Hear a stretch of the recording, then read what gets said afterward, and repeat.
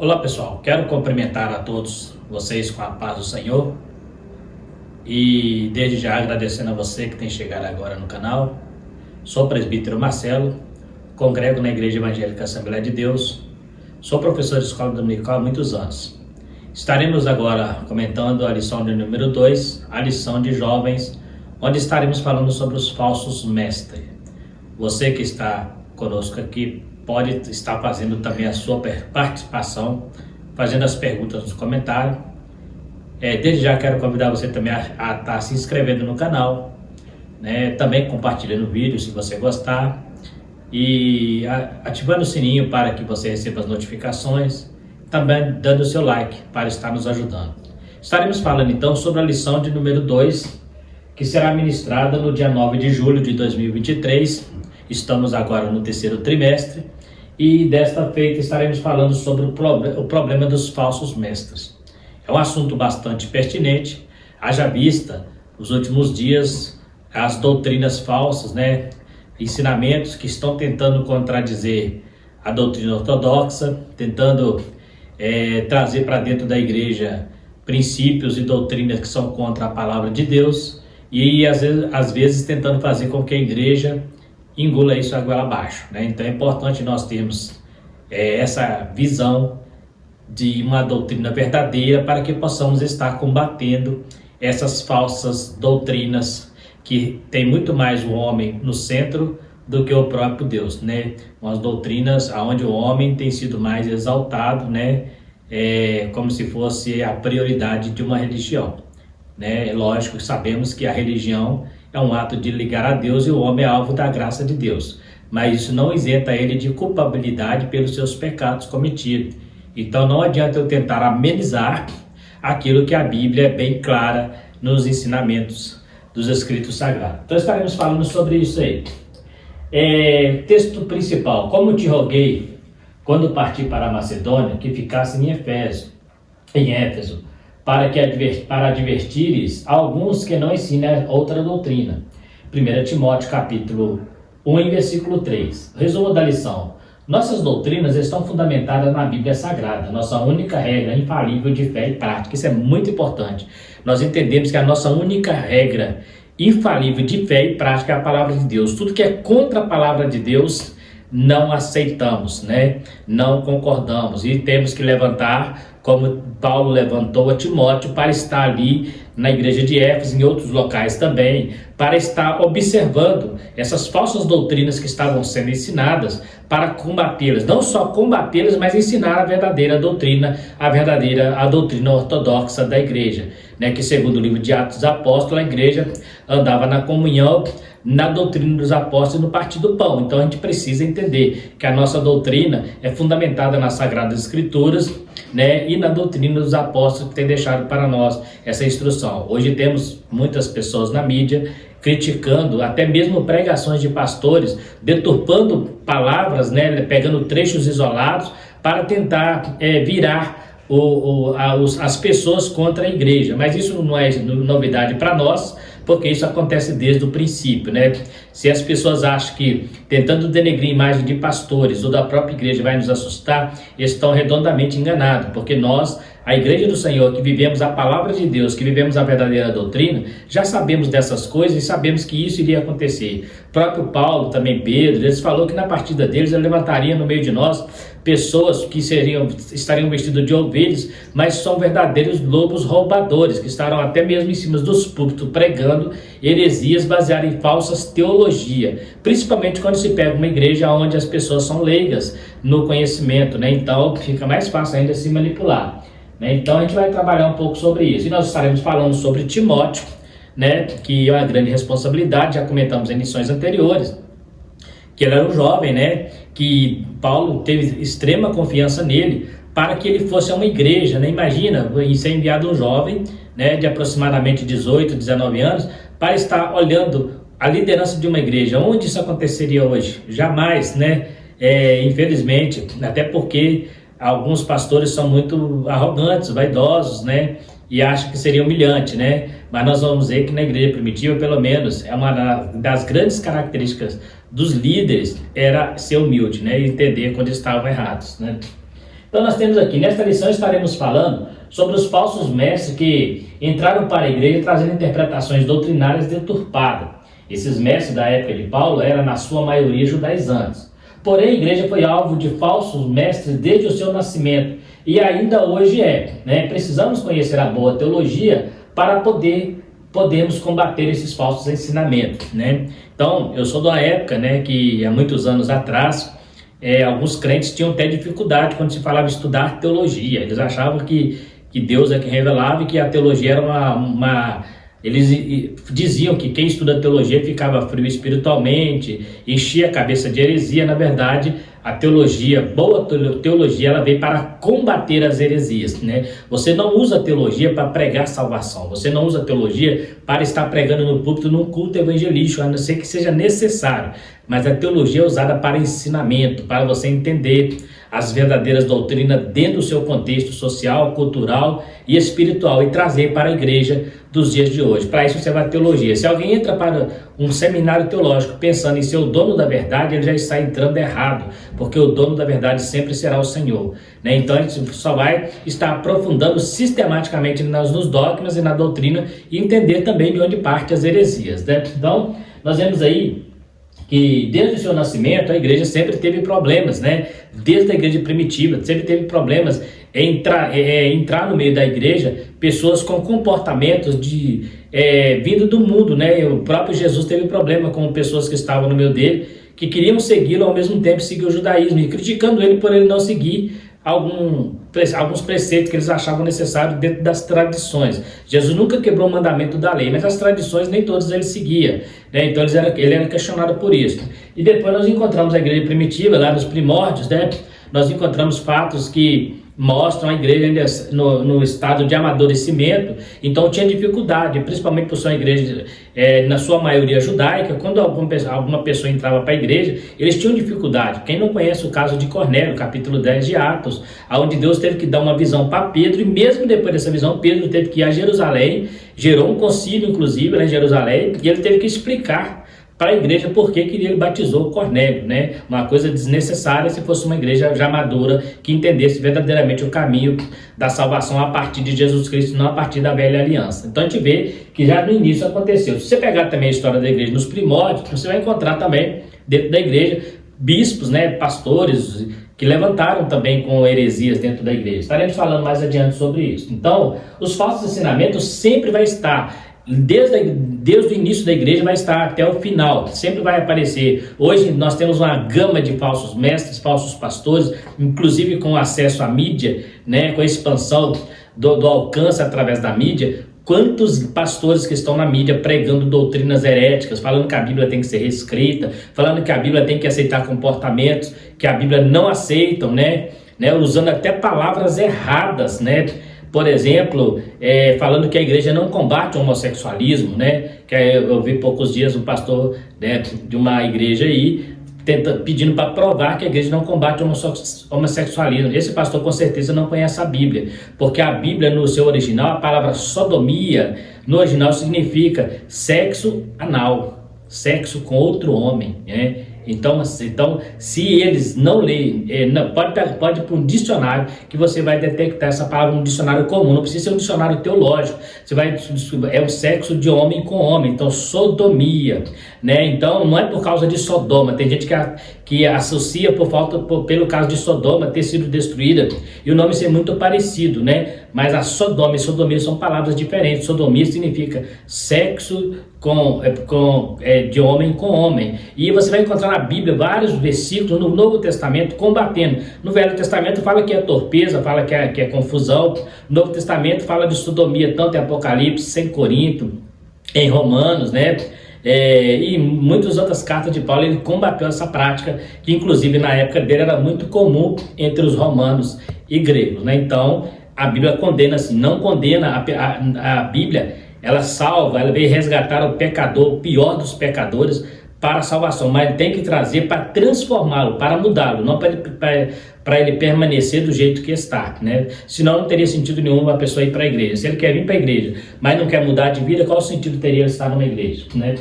Mas a gente vê que isso é armadilha do diabo para dizer que a igreja tem que aceitar. A igreja aceita essas pessoas, aceita sim qualquer tipo de pecado, pecador que entrar para a igreja está de porta aberta. Agora as práticas têm que ser mudadas, senão vai ferir os princípios da igreja, né? Então é isso que às vezes as pessoas da mídia confundem, né? A igreja não aceita. Não é que não aceita, é porque eles chegam na nossa casa e querem mudar os nossos dogmas. Você aceitaria uma pessoa chegar na sua casa e mudar o sofá de lugar? Chegar na tua casa e você está ouvindo uma música, ele mudar para outra música? A sua casa tem suas regras, a igreja tem suas regras. Então, se o camarada quer entrar para a igreja, ele precisa respeitar as regras da igreja. Do contrário, não entra, não é obrigado também. Salvação é muito particular, né?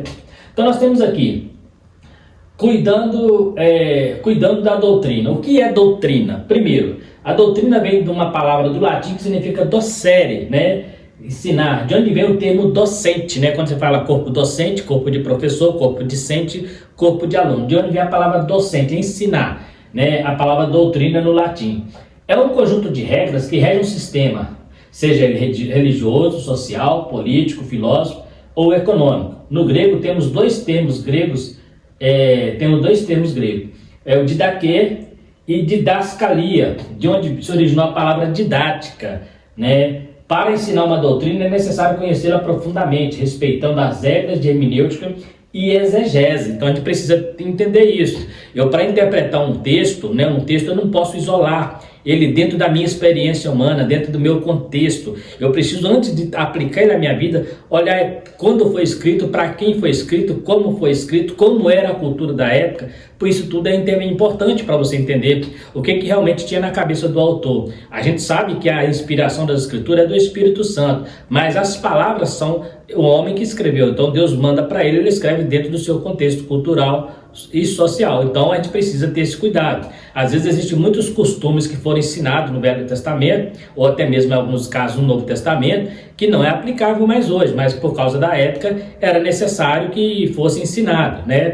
Então são muitas coisas que a gente precisa entender. Então eu preciso entender, ter um bom conhecimento teológico. Quando eu falo conhecer a doutrina dentro de uma hermenêutica, dentro de uma teologia, eu não estou falando só de fazer um seminário teológico, mas realmente você estudar, pedir a direção de Deus para te ensinar e te mostrar o que realmente está por trás, está nas entrelinhas daquele texto, né? Então, cuidar da doutrina é um dever nosso e nós precisamos cada dia, né, erguer a nossa cabeça e não fazer a política da boa vizinhança. Eu não vou falar isso porque vai ferir certo grupo, não. Nós não somos radicais para ficar ferindo pessoas, igual aconteceu, por exemplo, com os skinheads, que em nome de uma ideia, eles matavam, né? Não é isso que a igreja faz. A igreja veio para salvar, a igreja veio para pacificar, mas também a igreja fica na sua defesa quando ela é atacada com falsas heresias, porque a própria palavra nos ensina. Nós estamos aprendendo aqui através de Paulo, que ele mandou Timóteo a uma igreja para combater heresia, para combater falsos ensinos. Então é a obrigação da igreja sim, levantar a cabeça, ficar de cabeça erguida e que venham as perseguições. A igreja não precisa ter medo, porque a igreja nunca foi parada por causa de perseguição. A igreja sempre caminhou em meio às perseguições. Inclusive as perseguições muitas vezes foi impulso para muitos cristãos. E mais adiante, a igreja primitiva, quando a perseguição veio, diz a Bíblia que eles saíam fugindo dos perseguidores e pregando ao mesmo tempo. Então é importante, não queremos dizer com isso que é necessário que ela venha, mas se ela vier para a igreja não é novidade. A igreja, Jesus falou, se o mundo vos odeia, antes odiou a mim. O mundo não é amigo da igreja, o mundo não é parceiro da igreja. Se alguém está querendo fazer parceria com o mundo, é parceria com as trevas, é sincretismo religioso, é unir o profano ao sagrado. O mundo não é amigo da igreja. Quando o mundo começa a dar tapinha nas costas de alguma igreja, você pode ter certeza que essa igreja não segue a palavra de Deus, porque a palavra de Deus, ela confronta as atitudes do mundo, ela confronta o pecado. E quando alguém começa a ficar muito íntimo da igreja, muito amigo da igreja, né, e muito simpatizante, essa igreja está com problema. Então a gente tem que tomar muito cuidado para não cair nessas armadilhas e achar que agora temos tudo igual aconteceu no quarto século, quando Constantino virou amigo da igreja. Olha quem que virou a igreja depois de Constantino, né? Porque ele virou amigo da igreja. Então cuidado, né? Lugar da experiência espiritual. Nós pentecostais valorizamos a experiência espiritual e acreditamos que ela nos ajuda na interpretação dos textos sagrados. O Espírito Santo é o real intérprete da Bíblia. Não interpretamos a doutrina segundo nossas experiências, mas submetemos a escrutínio das Escrituras Sagradas. Com isso, podemos detectar erros de interpretação teológica. É interessante isso aqui, porque aqui o comentarista fez, e eu peguei essas palavras dele, nós estamos trabalhando a lição, né? Os tópicos vermelhos são o subtópico da lição. Ele falou que nós, pentecostais, mas eu vou mais além, não é só os pentecostais, existem outros segmentos que também não são pentecostais, por exemplo, reformados, que também são defensores da doutrina. Então a gente tem que tomar cuidado para não achar que é só nós, né? Eles também acreditam que o Espírito Santo é o intérprete da Bíblia, né? E acredita também, só não são pentecostais. Então, mas nós pentecostais valorizamos a interpretação do Espírito Santo, a orientação do Espírito Santo na nossa vida para nos ensinar as Escrituras Sagradas, né? Nós sabemos que o homem não vai entender as Escrituras Sagradas se não for pelo Espírito Santo, né? A Bíblia diz que o homem só entende as coisas de Deus pelo Espírito de Deus que está nele. Então a gente precisa ter esse cuidado, né? O Espírito Santo é o real intérprete da Bíblia, né? Então, quando eu falei de estudo teológico, você não vai estudar muitas vezes dentro de uma teologia a mensagem, porque a mensagem é revelada. Você vai estudar a história, o contexto, né? A exegese bíblica, a hermenêutica, a interpretação, mas o maior intérprete da Bíblia sempre será o Espírito Santo. Não interpretamos a Bíblia segundo as nossas experiências. Isso é muito importante. Por quê? Porque tem gente que faz alguma coisa na igreja, isso é muito comum no meio dos crentes do reteté, né? Aconteceu uma experiência isolada e ele começa a ensinar que é como se aquilo fosse doutrina. Talvez foi uma experiência que aconteceu na vida dele, mas não quer dizer que é doutrina, né? Por exemplo, temos um caso muito antigo, né? Virou até um filme chamado Inferno em Chamas, né? Quantas igrejas passaram aquele vídeo, né? Aí na época não era nem vídeo, ensinando ali sobre Satanás atormentando a pessoa no inferno, né? E ali mostra ele perseguindo a pessoa aqui na terra, o cara que fica em estado de coma e atormentando no inferno. Quando você vai estudar a origem daquela doutrina, daquela visão que aquele pastor diz que teve de Deus, é uma visão do inferno budista, né? O inferno budista prega aquela visão dos demônios lá no inferno, atormentando pessoas, porque nós sabemos que no inferno não existe demônios para atormentar pessoas. O inferno é o lugar onde Deus é que vai atormentar os pecadores que não obedeceram a sua palavra. Então, os demônios, eles estão nas regiões celestiais, ainda não estão no inferno propriamente dito. E no Sheol, como nós conhecemos, estão só as almas dos que morreram sem Cristo. Também não estão sendo atormentados por demônios. A Bíblia fala que é fogo que atormenta. Então, aquele negócio de espeto, de garfo, isso é mitologia, né? E esse filme mostra algumas coisas assim. Então, são doutrinas que vão entrar para dentro da igreja. Deve ter um outro também muito conhecido, A Última Trombeta, né, onde, segundo o pastor, foi uma revelação também, né, não vou entrar aqui no mérito, mas aquele é um LP, né, disco de vinil que ele gravou. Existe também algumas heresias ali, então a gente tem que tomar cuidado. A Bíblia já está revelada, então qualquer revelação que acontecer na sua vida pode ser uma experiência pessoal, mas não pode ser doutrina da igreja, porque a doutrina da igreja já está fechada no seu cano bíblico. Então aconteceu comigo alguma coisa, deu certo, pode até ser que seja de Deus, mas não é doutrina, é uma experiência pessoal. Isso que ele está dizendo aqui. Nós não interpretamos a Bíblia baseado em nossas experiências espirituais, mas baseado na própria palavra de Deus e na sua revelação. Então temos que tomar esse cuidado.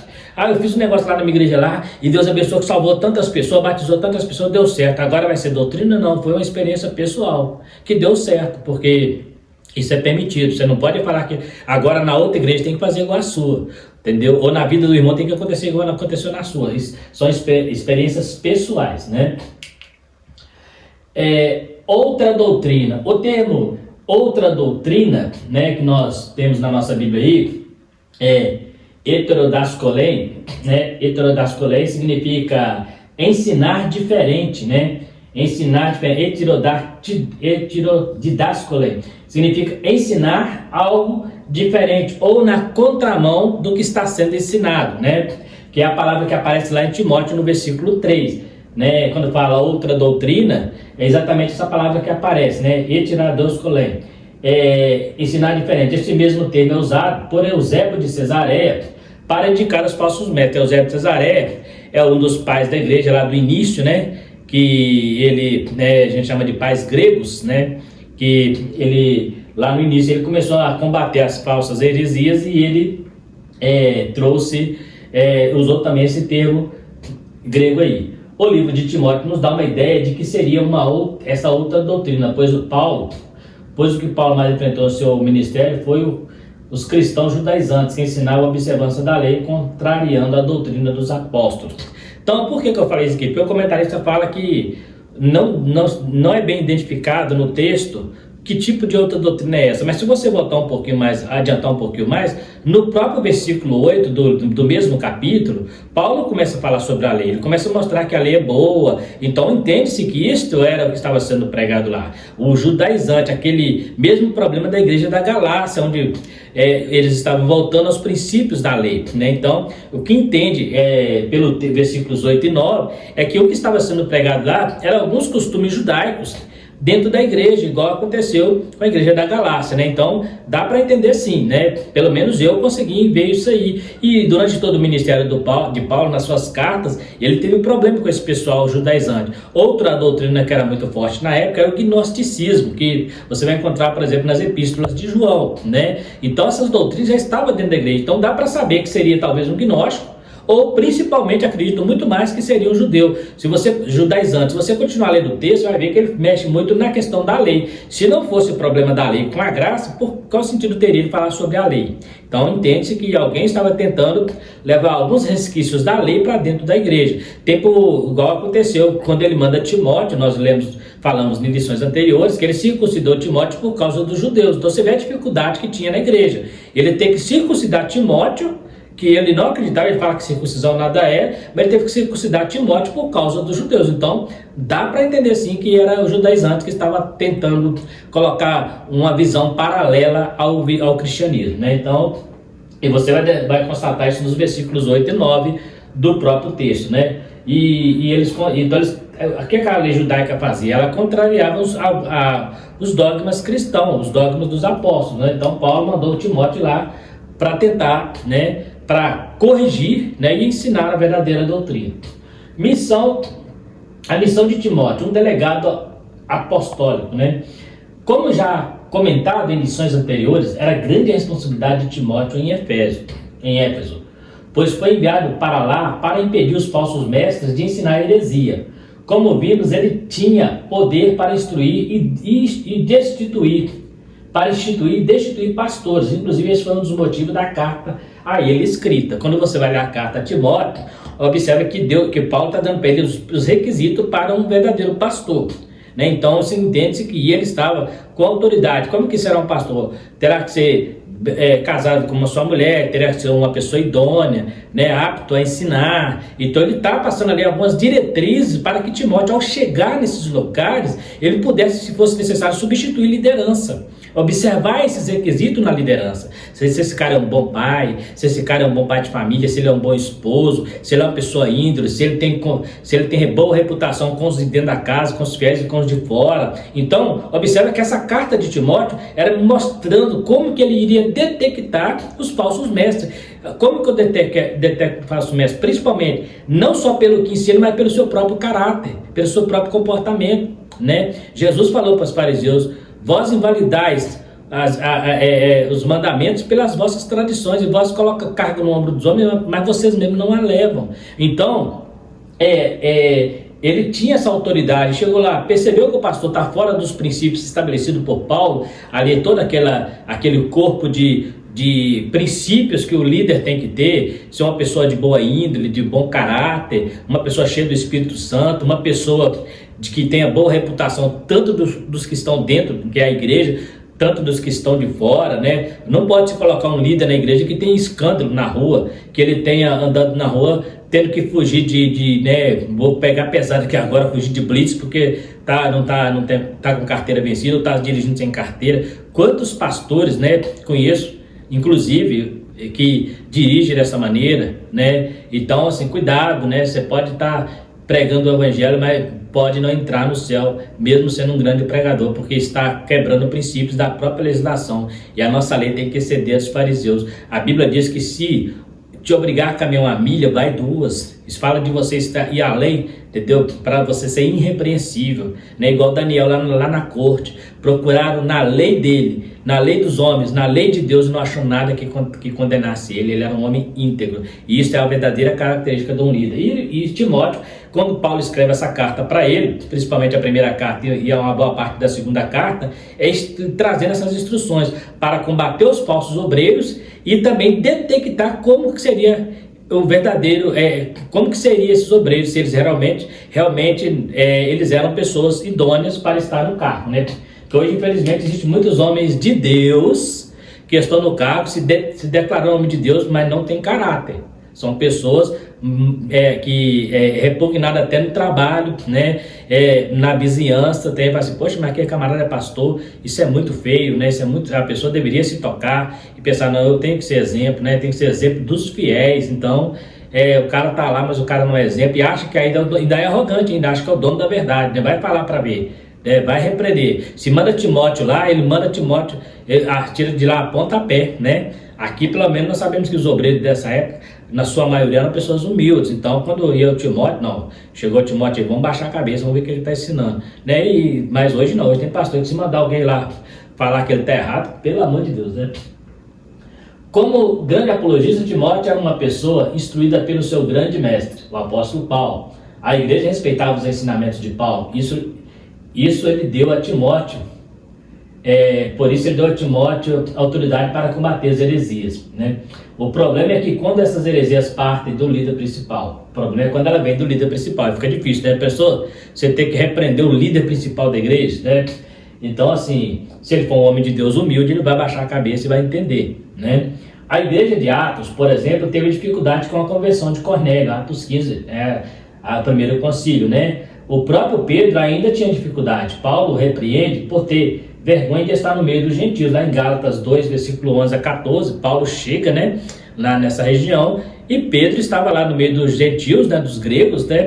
E quando Paulo chega com um grupo de judeus, Pedro sai dissimuladamente com Barnabé. E Paulo, a Bíblia diz que Paulo resistiu na cara. Que é isso, Paulo? Sendo tu judeu, está comendo com gentil, agora que chega o judeu, você quer sair fora do gentil, né, você está sendo dissimulado. Então ele tinha dificuldade, olha que já tinha um bom tempo de caminhada, e ele ainda tinha dificuldade com esse problema com os irmãos da sua pátria, ou seja, uma pessoa que ainda não estava sendo moldado ainda, estava sendo moldado no seu caráter, né? Então, no caso de Cornélio, Deus teve que mostrar para ele um manto cheio de coisas imundas que ele não comia, para mostrar para ele que ele estava purificando Cornélio. Não tem isto imundo que Deus purificou, né? Então Paulo, ele era muito maduro. Paulo é interessante que dos apóstolos, onde a gente vê mais maturidade é no apóstolo Paulo, né? Lógico que mais à frente os apóstolos, né, Pedro, Tiago, João, Lucas, os demais amadureceram, mas Paulo, parece que ele já se converteu maduro, né? Parece que o seu ministério com Jesus foi diferente, né? Ele já converteu,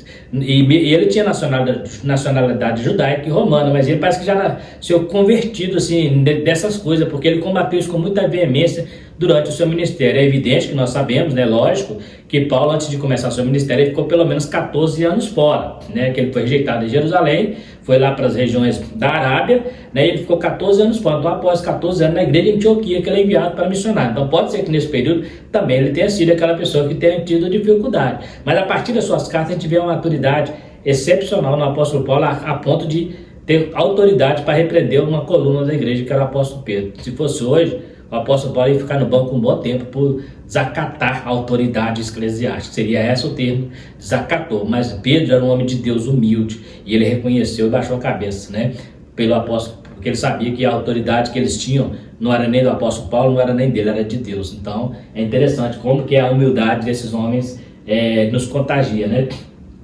Então, mas ele tinha dificuldade, né? Então você vê que é um problema que a igreja teve lá no primeiro século. Então por isso que eu entendo, né, que a carta de Timóteo foi escrita com esse propósito de combater esses judaizantes na época lá, né?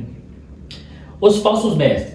Éfeso era uma cidade portuária, como cidade principal da Ásia Menor. Era uma cidade agitada, com uma grande circulação de estrangeiros. Era uma cidade entregue à idolatria. Lá tinha dois grandes edifícios, o templo de Artemis e um teatro que cabia 24 mil pessoas sentadas. Segundo alguns historiadores, tinha cerca de 1 milhão de habitantes. Era também praticada, além da idolatria, as artes mágicas. Então era uma cidade totalmente movimentada, é uma cidade urbana, né, muito bem estruturada. É uma cidade que, então assim, é natural que esses centros urbanos, quando as pessoas vêm para a igreja, com certeza é uma igreja que tinha bastante pessoas com condições financeiras boas. Então eles querem trazer os seus costumes para dentro da igreja, né? Eles querem manter as suas práticas, né? Talvez abrir mão de algumas e outras não. Então, por ser um centro urbano onde tinha muito estrangeiro, existia muita sinagoga também judaica, né? que a igreja de Éfeso, a gente percebe que ela tinha muito judeu lá, então lá tinha muita sinagoga judaica, motivo pelo qual Paulo orientou Timóteo a circuncidar, porque se ele tivesse uma sinagoga, ele teria que se apresentar como judeu, né? Então, a gente vê que é uma cidade muito grande, né? Muito habitada, mais aproximadamente 1 milhão de pessoas, né? Segundo os historiadores, e lá tinha um dos maiores teatros da época, né? Cabia 24 mil pessoas sentadas, e o deus principal dessa cidade era Diana dos Efésios e Artemis, né?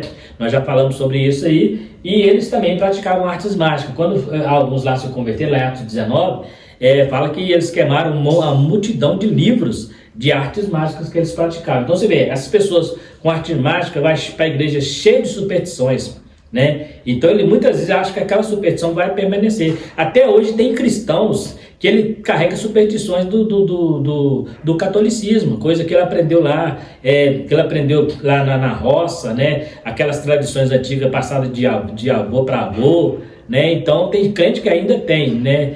Essa dificuldade com certas superstições. Então, observe que era um trabalho bem árduo manter a doutrina numa cidade desse tamanho, uma cidade urbana, não era qualquer vilarejo. Então, com certeza tinha pessoas instruídas, com certeza é uma igreja que tinha muitos filósofos, né? Porque nessa época a filosofia estava em expansão, então pode ser que até porque é uma cidade já voltada, uma grande cidade da Ásia, então pode ser que ela tinha muitos filósofos, pessoas inteligentes, então não era um trabalho fácil para Timóteo nessa igreja, né?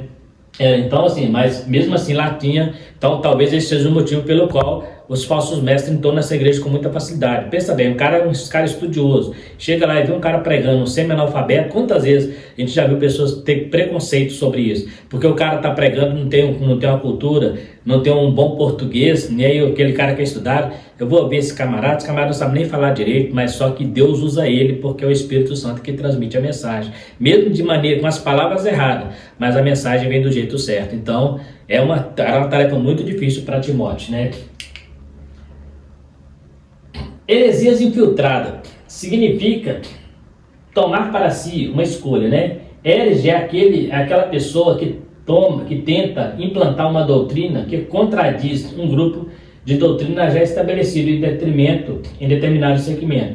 Para a Igreja Católica é todo aquele que contradiz os seus dogmas. Então, o que é uma heresia, né? Uma heresia é quando você coloca uma doutrina em qualquer segmento que vai contra os princípios daquele segmento, né? A Igreja Católica fala dos seus dogmas. Então, quando você fala contra o dogma da Igreja Católica, quando eu falo dogma, eu não estou falando doutrinas, eu falo questão do dogma, batismo de criança, a missa, né, o purgatório. Quando você fala contra isso, para eles você é um herege, né? Então, e no Evangelho, né, o pentecostal, se você falar, por exemplo, contra o Espírito Santo, para nós a pessoa também é um herege, porque nós acreditamos nos dons espirituais. Então, o que é heresia? É quando contradiz ao segmento, né? Dentro do contexto cristão, temos algumas doutrinas heréticas que surgiu no primeiro século do cristianismo. Eu citei aqui pelo menos dois caras, mas tem muito mais, né? Se você pegar a história da igreja, você vai ver muitas doutrinas, né? A igreja combateu isso aí por muitos anos, desde o primeiro século, você vai encontrar até Santo Agostinho, né? Essas heresias que eles foram combatendo, né? Mas nós temos aqui um deles que é o Marcião, lá do segundo século. Ele pregava que existia dois deuses, né? É o que nós estamos vivendo hoje. Olha que legal isso aqui. Esse Marcião, ele pregava dois deuses, um no Novo Testamento e outro no Antigo. Também criou seu próprio cânon da Bíblia. Ele rejeitava alguns livros da Bíblia e criou seu próprio cânon, né? Então, e este homem, ele falava que existia dois deuses. Por quê? Porque ele viu um Deus no Velho Testamento. Olha que coisa interessante. Ele viu o Deus do Velho Testamento como um Deus cruel, um Deus carrasco, um Deus matador. Aí ele então começou a pregar que existia um outro Deus paralelo a esse, que era o Deus do amor, o Deus da misericórdia, o Deus que perdoava, o Deus que não matava. Não é o que temos visto hoje. Hoje, em nome do amor de Deus, as pessoas têm aceitado pecadores com seus pecados, porque está dizendo que Deus é misericordioso.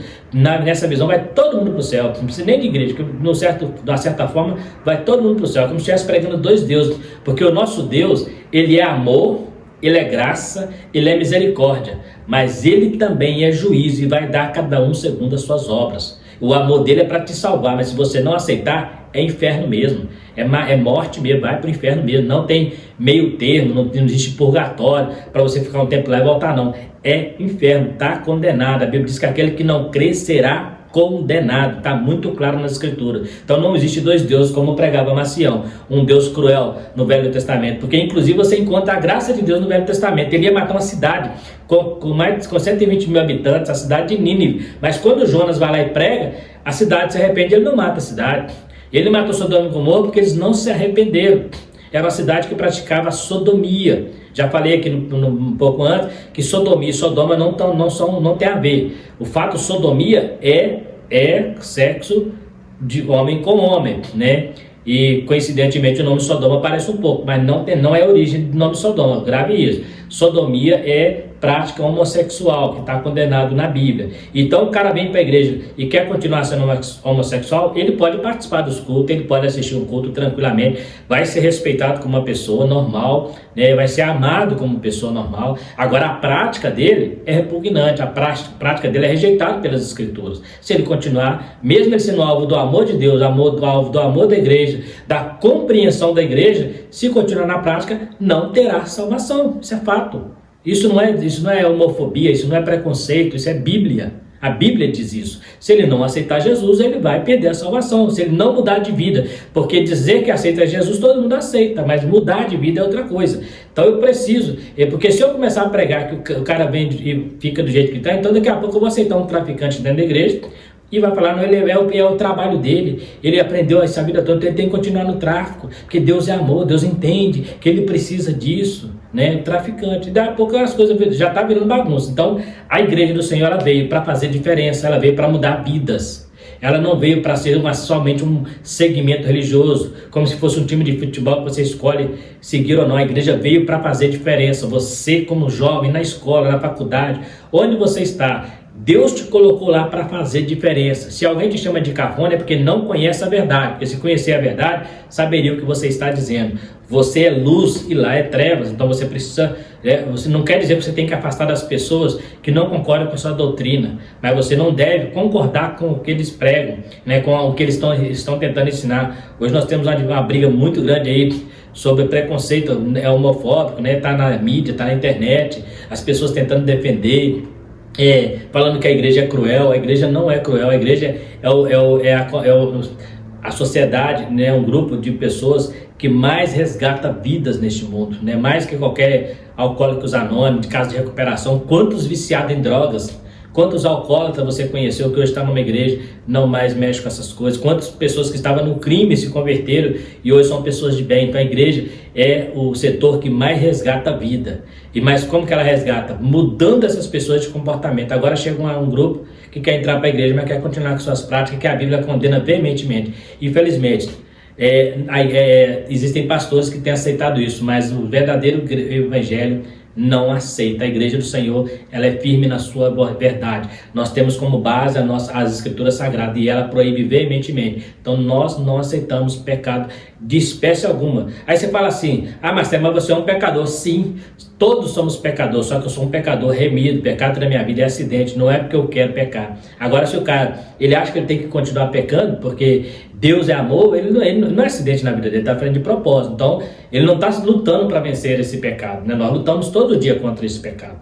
Todo dia eu luto para não estar pecando. Então, se acaso acontecer de eu pecar, o que pode acontecer com qualquer um, é um acidente, é um momento que eu fui fraco, mas não quer dizer que eu... E outra coisa, isso me causa tristeza, não conforto. O cara está cometendo pecado e está confortável, como se tivesse tudo bem? Não, isso me causa tristeza. Quando eu percebo que eu fiz coisa errada, eu fico triste, a minha alma entristece, porque eu sei que eu entristeço a Deus. Agora o cara está cometendo pecado e quer ficar rindo até na orelha, como se estivesse normal, isso não é conversão, né? Nós temos outro caso aqui, que é o bispo de Alexandria, o Ário, que foi combatido por Atanásio, né? Lá do 4º século, que ele tentou negar a divindade de Cristo. Muita gente não sabe que o Ário, no período que ele lutou contra a igreja, ele foi expulso da igreja, na época que já a igreja católica, ele era um grande bispo lá dos anos 250, e ele foi expulso da igreja católica, e ele começou a montar uma igreja voltada mais para no ocidente, baseado nessa negar a divindade de Cristo.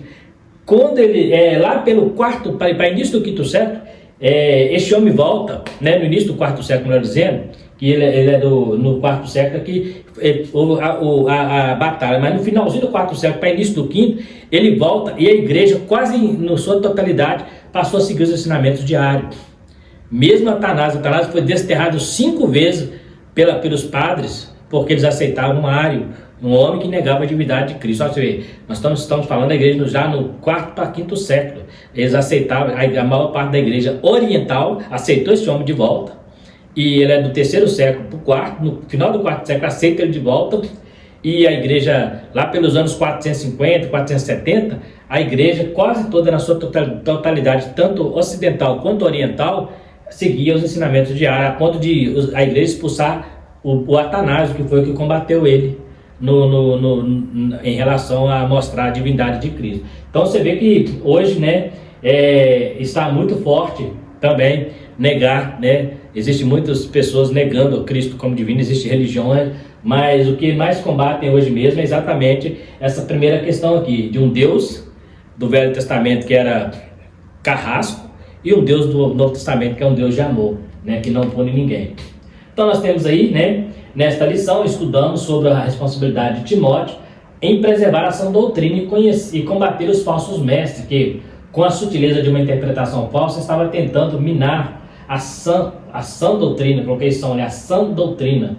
Precisamos, da semelhança de Timóteo, não nos curvar aos falsos mestres que, em nome da religião, têm tentado distorcer a Bíblia para adequar aos seus próprios interesses, né? Eu até vejo um pouco mais, porque estava falando agora mesmo sobre esse pessoal que vem para a igreja e não muda de vida. A maioria deles são pessoas que têm muito dinheiro, né? Então eu vejo até um interesse financeiro nisso aí, né? Se chegar a falar para um cara, por exemplo, que eu sei que não estou questionando o caráter dele, né? Mas esses jogadores famosos, né? Não vou citar o nome aqui por questão de ética, que vem para a igreja. Quem não conhece um jogador famoso aí que foi considerado o melhor do mundo, foi para uma igreja, né? Então assim, se eu pregar se eu começar a confrontar ele, mas sai da minha igreja, vai para outra, o dízimo dele é muito alto, né? Imagina o dízimo, né? Não tem problema, aquele homem que eu vejo nele um caráter cristão, que é o Kaká, né? Eu vejo nele pelo menos assim, o comportamento dele de um servo de Deus. Não o conheço para falar, mas pelo menos o que a gente vê na mídia é um servo de Deus, né? E imagina o dízimo de um cara igual o Kaká. Então ele vai para a igreja precisa de dinheiro, né? Pastor está precisando de dinheiro, às vezes não é a igreja não precisa de dinheiro. Pastor está precisando de dinheiro, chega lá um cara que o dízimo dele é maior do que a igreja toda. Aí você pensa bem, eu tenho que repreender ele, exortar ele, excluir ele da igreja se ele fazer alguma coisa errada. Aí você pensa, não vou deixar quietinho aí, porque unir o útil ao agradável, ele está aí, Deus vai trabalhar com ele. Aí começa a arrumar subterfúgio para mantê-lo ali por causa do money, né? Então, infelizmente, eu vejo muito isso. Esses pastores que estão combatendo a igreja aí são pastores dessas pessoas, desses famosos aí que vão para a igreja, mas não muda de vida, porque o dízimo é muito alto, né? Então, eu vejo interesse muito mais financeiro do que espiritual. Só que todos eles vão prestar contas um dia diante de Deus. Esse Deus de amor que estão pregando, eles vão encontrar ele lá no final como um Deus de juízo, como um Deus que mata a alma e manda para o inferno, né? Aí eles vão ver que, se não arrepender, o inferno espera eles. A Bíblia diz que o inferno foi feito para o diabo e seus anjos, mas também para todos aqueles que se esquecem de Deus. Então o cara está lá tentando amenizar o pecado de alguém por interesses pessoais, por interesse financeiro, né, ou por interesse social, porque da mídia também. Aí o que acontece? Ele está valorizando mais a pessoa do que o evangelho.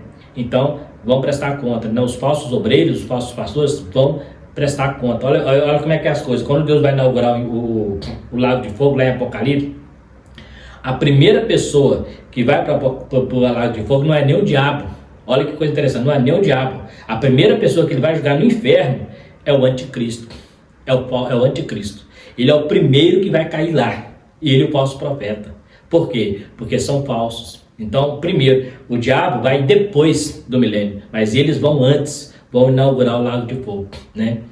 Vão inaugurar o lago de fogo ali. O diabo vai ser preso por 1000 anos, né? E depois do 1000 anos é que o diabo vai ser lançado, onde já estará lá a besta, o falso profeta e o anticristo, os dois falsos. Olha como é que é a sentença dele. Eles vão ser punidos antes do próprio Satanás, né? Vai ficar lá no lago de fogo. Então, olha como que Deus abomina o falso ensinamento da palavra. Por isso, seja fiel às escrituras sagradas. Não abra mão dos princípios cristãos. Não abra mão da palavra de Deus. Prega a palavra de Deus com verdade. Hoje tem muito pregador usando conjecturas teológicas que não tem base bíblica. Estão tentando adaptar algumas coisas para trazer movimentos que não têm a ver com a veracidade da palavra. Cuidado, mantenha-se dentro dos princípios da palavra de Deus. Cuidado para não estar pregando algo que você não tenha convicção de que é uma revelação de Deus e você pode estar pregando uma tremenda heresia. E Deus vai cobrar de todos aqueles que pregam heresia. Então que Deus possa nos abençoar para que possamos manter firme como igreja, coluna da verdade. Firme em nossos propósitos, seguindo o nosso manual de instrução, que é a Bíblia Sagrada, a nossa carta magna. Então está aí mais uma lição. Que Deus possa muito te abençoar. Quero te agradecer a você que ficou até o final do vídeo. Mais uma vez pedindo a você, se inscreva no canal, né, para estar nos ajudando. Compartilhe o vídeo também. Você também pode estar fazendo as suas perguntas, né, nos comentários abaixo. A gente pode estar discutindo, né, dentro da medida do possível. Dê o likezinho, dá ali o joinha para nos ajudar e ativa o sininho para receber as próximas notificações. Porque fazendo isso você vai estar cooperando com a gente da maneira que a gente está tentando cooperar com vocês aí, beleza? No mais, quero agradecer a todos, fiquem todos com Deus e até a próxima lição, querendo Deus.